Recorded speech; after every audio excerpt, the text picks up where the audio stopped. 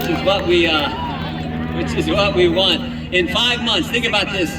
In 5 months, with the Democrats in control of the federal government, we have went from a secure border to chaos. We've went from energy independence to gas lines. We've went from peace in the Middle East to rockets being fired on our best friend and ally, the state of Israel. Not to mention what else they're trying to do, raise your taxes. We were viewed by, when President Trump was in office, we were respected around the globe. Now we see what happens. You saw what happened when Secretary Blinken was up in Alaska with his Chinese counterpart at that meeting. I mean, what a contrast between what we see now from the Biden administration and when President Trump was our president. What a contrast. President Trump did more of what he said he would do than any president in my lifetime.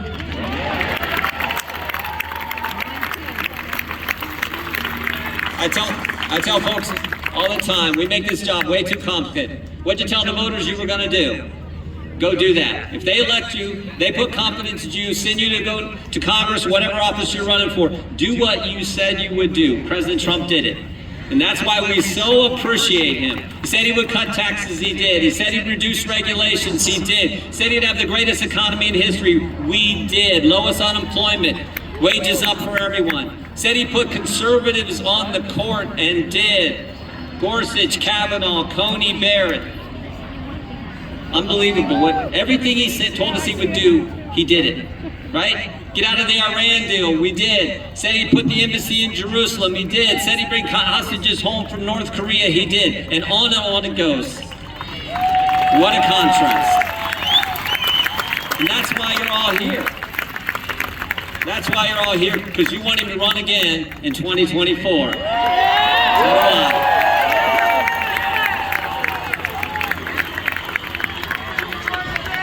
No one has proven that he can stand up to the swamp and do what he said like President Trump did.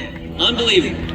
That's why we all want him to run in 2024 and be president again on January 20th, 2025.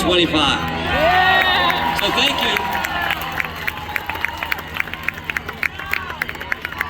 Thank you for fighting the good fight. Thank you for being involved. It is so important today that people who love this country, the Constitution, the values, the principles, the institutions that make us the greatest nation ever, it's so important you stay involved. I mean, the left has lost their mind. They're crazy. I mean, the policies they're pushing. There was 1 week, a couple months ago, in 1 week time, the week started off with Congresswoman Tlaib saying we should get rid of police. Not just defund, get rid of police. It's crazy. The week ended, if you remember this week, the week ended with the trial judge in Minneapolis admonishing Maxine Waters for the ridiculous things she said while the jury was deliberating. And in between those two events, the Democrats in the House passed legislation to make DC a state so they could get 2 new U.S. senators. And the very next day, they introduced legislation to put 4 new associate justices on the Supreme Court to pack the court. All in 6 days. If that doesn't underscore how crazy the left has become and why it's so important we stay engaged and help President Trump get back in the White House, I don't know what does. So thank you. The biggest concern I have, and I'll finish here, the biggest concern I have is what has happened to our liberties over the past several years. Stop and think about it.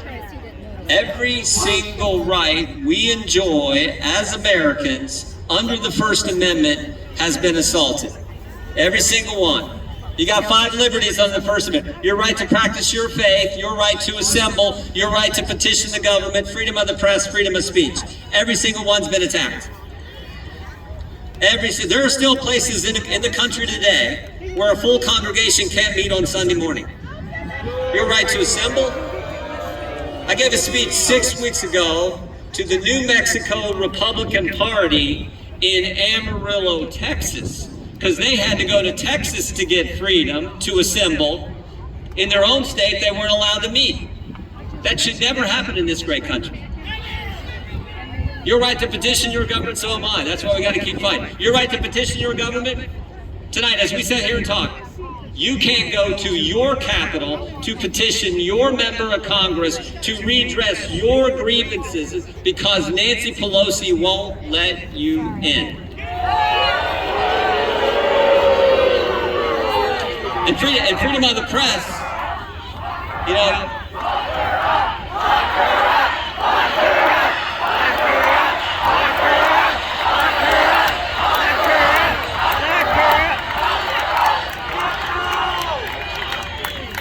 Now you saw where, speaking of the press, you saw where Vice President Harris finally went to the border, right?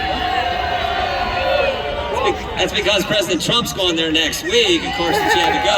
But think about this: the president wouldn't go to the border. Vice President wouldn't go to the border until just this past week. When Secretary Mayorkas went to the border, he wouldn't let the press in the very facilities he was touring.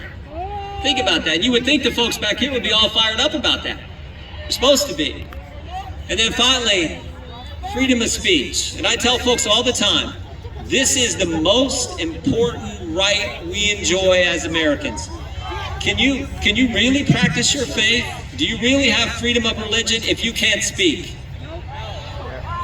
Can you really assemble and petition your government if you can't speak? This is so fundamental.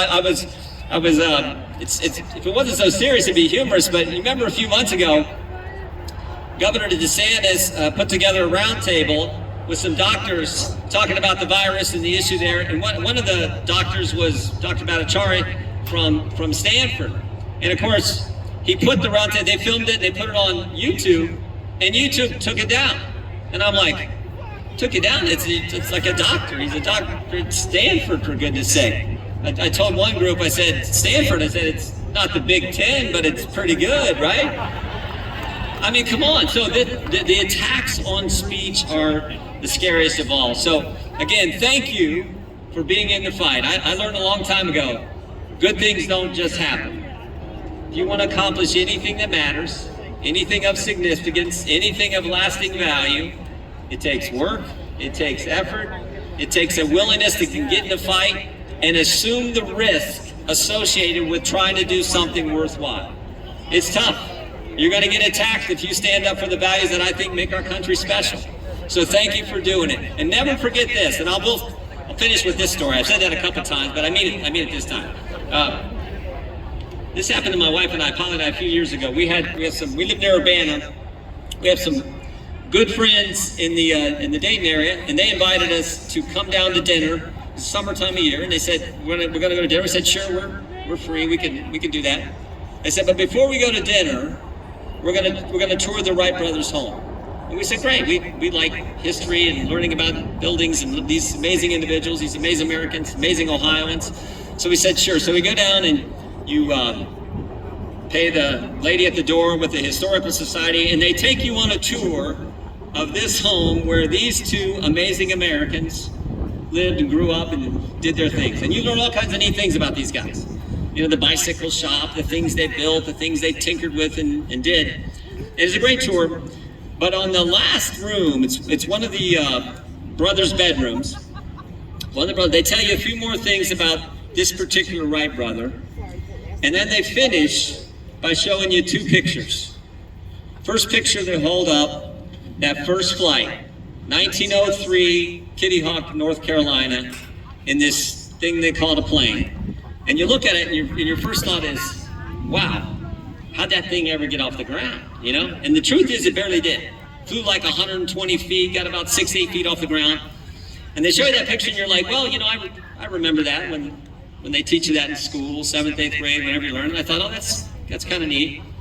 They put it down, and then they hold up a second picture. 1947, Chuck Yeager breaking the sound barrier. And then I thought, wow, I didn't know that. I didn't know when they taught that at school, or maybe I wasn't paying attention that day or whatever. I didn't know that. And they put it down, and literally, that was the end of the tour. And Polly and I start walking out that room, and as I'm walking out, it hits me. Wait a minute. Why'd they stop there?